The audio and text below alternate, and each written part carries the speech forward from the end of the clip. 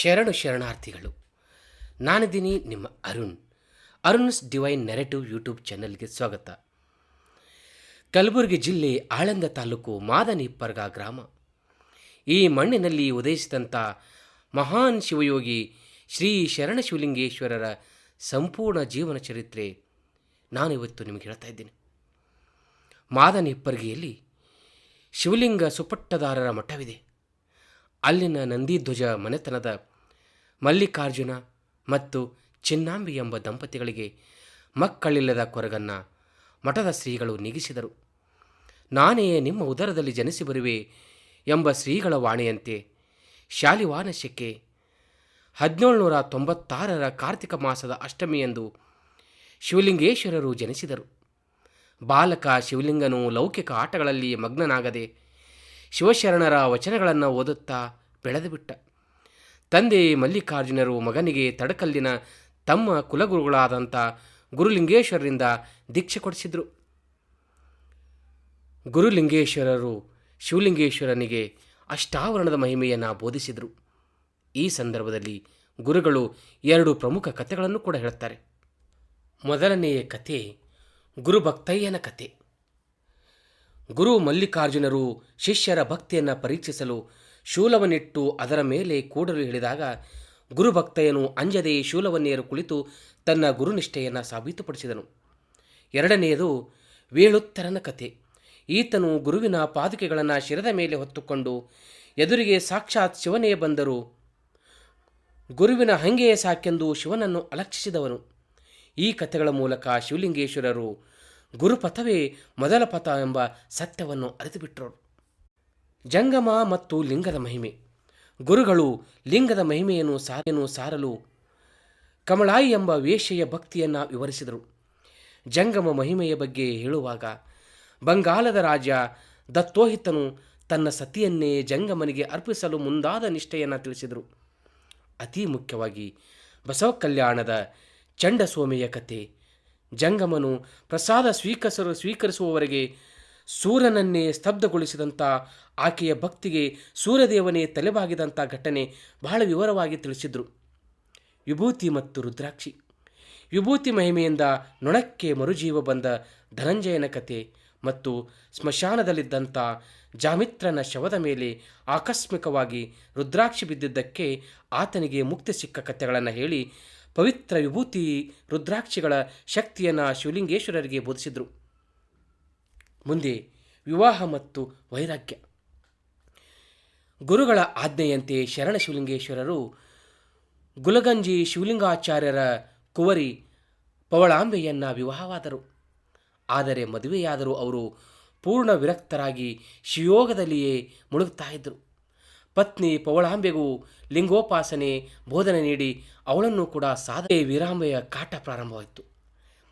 ಸಂಸಾರದಲ್ಲಿ ಆಸಕ್ತಿ ಇಲ್ಲದಂಥ ಶಿವಲಿಂಗೇಶ್ವರನನ್ನು ಕಂಡು ಅತ್ತೆ ವೀರಾಂಬಿ ಕೆರಳಿದಳು. ಅವರು ಓದುತ್ತಿದ್ದ ವಚನಶಾಸ್ತ್ರವನ್ನು ಹೊತ್ತೆಗಳನ್ನು ಹರಿದು ಹಾಕಿದಳು. ಒಮ್ಮೆ ಅವರು ಪೂಜೆಯಲ್ಲಿದ್ದಾಗ ವೀರಾಂಬೆಯ ಕೋಪವೇ ಹೆಚ್ಚಾಗಿಬಿಡ್ತು. ಕೋಪವೇ ಜ್ವಾಲವಾಗಿ ಅವರ ಸುತ್ತ ಪ್ರಜ್ವಲಿಸಿತ್ತು. ಆದರೆ ಶಿವಲಿಂಗೇಶ್ವರಿಗೆ ಏನೂ ಆಗಲಿಲ್ಲ. ಈ ಪವಾಡ ಕಂಡು ವೀರಾಂಬೆ ಕ್ಷಮೆ ಕೇಳಿದಳು. ಕೋಪದಲ್ಲಿ ಶರಣ ಶಿವಲಿಂಗೇಶ್ವರರು ಅತ್ತೆಗೆ ಸತ್ತು 3 ಜನ್ಮವನ್ನಿತ್ತು ಬಾ ಅಂತ ಹೇಳಿದರು. ಅದೇ ರೀತಿ ಅವಳು ಸತ್ತು 3 ಜನ್ಮವನ್ನಿತ್ತಿದ್ದಳು. ಶ್ರೀಶೈಲದ ಪವಾಡಗಳು. ಶರಣ ಶಿವಲಿಂಗೇಶ್ವರರು ತಾಯಿಯ ಹರಕೆಯನ್ನು ತೀರಿಸಲು ಶ್ರೀಶೈಲಕ್ಕೆ ಹೊರಟರು. ದಾರಿಯಲ್ಲಿ ಪತ್ರಿ ಗಿಡದ ಕೆಳಗೆ ಪೂಜೆ ಮಾಡುವಾಗ ದೈವಿ ಪ್ರಸಾದ ಲಭಿಸಿತ್ತು. ಅರ್ಧ ರಾತ್ರಿ ಬಂದ ಜಂಗಮರಿಗೆ ಸಿದ್ಧವಿಲ್ಲದಿದ್ದರೂ ಅಕ್ಷಯವಾಗಿ ಹೋಳಿಗೆ ಪ್ರಸಾದ ಮಾಡಿ ಬಡಿಸಿದರು. ಅರಣ್ಯದಲ್ಲಿ ಶಿಷ್ಯ ಸಿದ್ಧರಾಮಪ್ಪನ ಮುಂದೆ ಬಂದ ಭೀಕರ ಹುಲಿಯ ಮೈದಡವಿ ಅದನ್ನು ಬೆಕ್ಕಿನಂತೆ ಶಾಂತಗೊಳಿಸಿದರು. ದಾಸೋಹ ಪರೀಕ್ಷೆ. ಯಾತ್ರೆಯಿಂದ ಮರಳಿದಾಗ ಜಳಕೋಟೆ ಮಲ್ಕಣ್ಣನ ಅಹಂಕಾರವನ್ನು ಅಳಿಸಲು ಶಿವಪ್ಪ ಸಾಧು ಕುದಿಯುವ ಪಾಯಸದಲ್ಲಿ ಕೈ ಹಾಕಿ ಬೆಲ್ಲ ಬೆರೆಸಿದರು. ಶಿವಲಿಂಗೇಶ್ವರರ ಮನೆಗೆ ಸ್ವತಃ ಶಿವನೇ ಜಂಗಮನ ವೇಷದಲ್ಲಿ ಬಂದು ಅವರ ಪಾಲಿನ ಬಡತನ ಭಕ್ಕರಿ ಮತ್ತು ಎಂಜಲು ಪಾಯಸವನ್ನು ಸ್ವೀಕರಿಸಿ ಅವರ ಭಕ್ತಿಯನ್ನು ಮೆಚ್ಚಿದರು. ಪರಮ ತ್ಯಾಗ ಮತ್ತು ಮಹಾಸಮಾಧಿ. ಜೀವದಯೆ ಮತ್ತು ಕರುಣೆ. ಮಲ್ಲಪ್ಪನ ತಂಗಿ ಭೀಮಾಂಬಿಗೆ 3 ವರ್ಷ ಕಳೆದರೂ ಹೆರಿಗೆಯಾಗದಿದ್ದಾಗ ಶಿವಲಿಂಗೇಶ್ವರರ ಆಶೀರ್ವಾದದಿಂದ ಆಕೆ ಗಂಡು ಮಗುವನ್ನು ಪಡೆದಳು. ಉಳಿವಿ ಯಾತ್ರೆಗೆ ಹೋಗುವಾಗ ಕಟುಕನಿಂದ ಕರುವನ್ನು ಉಳಿಸಿ ಕರುಣಾಮಯಿ ಆಗಿಬಿಟ್ರು. ಶಾಪಗ್ರಸ್ತಳಾಗಿ ಹರಣಿಯಾಗಿದ್ದ ಅತ್ತೆ ವೀರಾಂಬೆಯು ಒಡ್ಡರ ಮನೆಯಲ್ಲಿ ಹುಡುಗಿಯಾಗಿ ಜನಿಸಿ ಕೊನೆಗೆ ಶಿವಲಿಂಗೇಶ್ವರರ ಪಾದದ ಬಳಿಯೇ ಬಂದು ಮುಕ್ತಿಯನ್ನು ಪಡೆದಳು. ಪ್ಲೇಗ್ ಮಾರಿಯ ತ್ಯಾಗ. ನಾಡು ಪ್ಲೇಗ್ ದುರ್ಗಿ ಅಂತ ಕರಿತಾ ಇದ್ರು. ದುರ್ಗಿ ಮಾರಿ ಪ್ಲೇಗ್ ಮಾರಿಯಿಂದ ತತ್ತರಿಸ್ತಾ ಇತ್ತು. ಸಾವು ನೋವು ಎಲ್ಲ ಕಡೆ ಸಂಭವಿಸ್ತಾ ಇತ್ತು.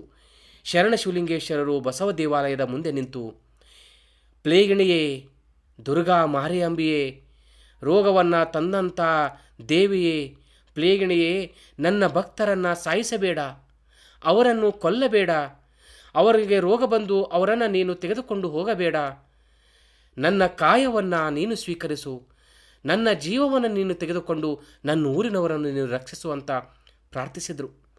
ಜನರನ್ನು ಉಳಿಸಲು ತಮ್ಮ ದೇಹವನ್ನೇ ಮಾರಿ ಆ ಮಾರಿಗೆ ತಮ್ಮ ದೇಹವನ್ನೇ ಅರ್ಪಿಸಿಬಿಟ್ರು. ಪ್ಲೇಗ್ ರೋಗ ಬಹಳ ದೊಡ್ಡ ಭಯಂಕರ ರೋಗ ಬಂದಿತ್ತು. ಸಹಸ್ರಾರು ಜನರು ಸಾಯ್ತಾ ಇದ್ದರು. ದೇಶದಲ್ಲಿ ಅಲ್ಲೋಲ ಕಲ್ಲೋಲಾಗಿತ್ತು. ಊರಿನ ಜನರು ಕಣ್ಣೆದರೆ ಸಾಯುವಾಗ ಬಹಳಷ್ಟು ನೋವಾಗಿತ್ತು ಶರಣರಿಗೆ. ತಾಯಿ ದೇವಿ ಪ್ಲೇಗಿಣಿ, ನನ್ನನ್ನು ನೀನು ತೆಗೆದುಕೊಂಡು ಹೋಗು ಅಂದಾಗ ಅವಳು ಕರುಣಾಮಯಿ ಆಗಿರಲಿಲ್ಲ. ಪ್ಲೇಗಿಣಿ ಶರಣರನ್ನು ತೆಗೆದುಕೊಂಡು ಹೋಗ್ಬಿಟ್ಲು. ಅಂತಿಮವಾಗಿ ಶಾಲಿವಾಹನ ಶಕೆ 1826 ಕ್ರಿಸ್ತಶಕ 1904 ಮಾಘ ಶುದ್ಧ ಪಂಚಮಿ ಗುರುವಾರದಂದು ಶ್ರೀ ಶರಣಶಿವಲಿಂಗೇಶ್ವರರು ಚಿಜ್ಯೋತಿಯಲ್ಲಿ ಲೀನವಾದರು. ಲಿಂಗದಲ್ಲಿ ಲೀನವಾದರು. ಮಾದನ ಹಿಪ್ಪರಿಗೆಯ ಬಸವ ದೇವಾಲಯದೆದುರು ಅವರನ್ನು ಸಮಾಧಿಗೊಳಿಸಲಾಯಿತು. ಇಂದಿಗೂ ಅವರ ಚರಿತ್ರೆಯನ್ನು ಕೇಳಿದವರಿಗೆ ಸಕಲ ಸಂಪತ್ತು ಲಭಿಸುತ್ತದೆ ಎಂಬ ನಂಬಿಕೆ ಇದೆ. ಶರಣಶಿವಲಿಂಗೇಶ್ವರರ ಪುರಾಣದ ಮೂಲ ಪ್ರತಿ ಶ್ರೀ ಶರಣಶಿವಲಿಂಗೇಶ್ವರರ ಮಠ ಮಾದನ ಹಿಪ್ಪರಿಗೆಯಲ್ಲಿ ಲಭ್ಯವಿರುತ್ತದೆ. ತಾವು ಈ ಪ್ರತಿಯನ್ನು ತೆಗೆದುಕೊಂಡು ಸಂಪೂರ್ಣ ಪುರಾಣವನ್ನು ತಾವು ಓದಬೇಕು. ಶ್ರೀ ಶರಣಶಿವಲಿಂಗೇಶ್ವರರ ಈ ಚರಿತ್ರೆಯು ತಮಗೆ ಇಷ್ಟವಾಗಿದ್ದರೆ ದಯವಿಟ್ಟು ನನ್ನ ಚಾನಲ್ ಸಬ್ಸ್ಕ್ರೈಬ್ ಮಾಡಿ. ಹಾಗೆ ನನ್ನ ಯೂಟ್ಯೂಬ್ ಚಾನಲ್ನಲ್ಲಿ ಹುಬ್ಬಳ್ಳಿ ಸಿದ್ಧಾರೂಢರು, ಕಲಬುರಗಿ ಶರಣಬಸವೇಶ್ವರರು, ಹಾಗೆ ದಾನಮ್ಮ ದೇವಿ, ಮಾದನ ಹಿಪ್ಪರಿಗೆಯ ಕವಿಗಳಾದಂಥ ಸಿದ್ದರಾಮ ಶಿವಯೋಗಿಗಳು ಇವರೆಲ್ಲರ ಚರಿತ್ರೆಯ ವಿಡಿಯೋಗಳನ್ನು ನಾನು ಅಪ್ಲೋಡ್ ಮಾಡಿರ್ತೇನೆ. ಅವೆಲ್ಲವನ್ನು ತಾವು ನೋಡಿ. ಮತ್ತೆ ಮುಂದಿನ ವಿಡಿಯೋದಲ್ಲಿ ಮತ್ತೊಂದು ಹೊಸ ವಿಡಿಯೋದೊಂದಿಗೆ ಭೇಟಿಯಾಗ್ತೀನಿ. ನಾನಿದ್ದೀನಿ ನಿಮ್ಮ ಅರುಣ್. ಶರಣು ಶರಣಾರ್ಥಿಗಳು.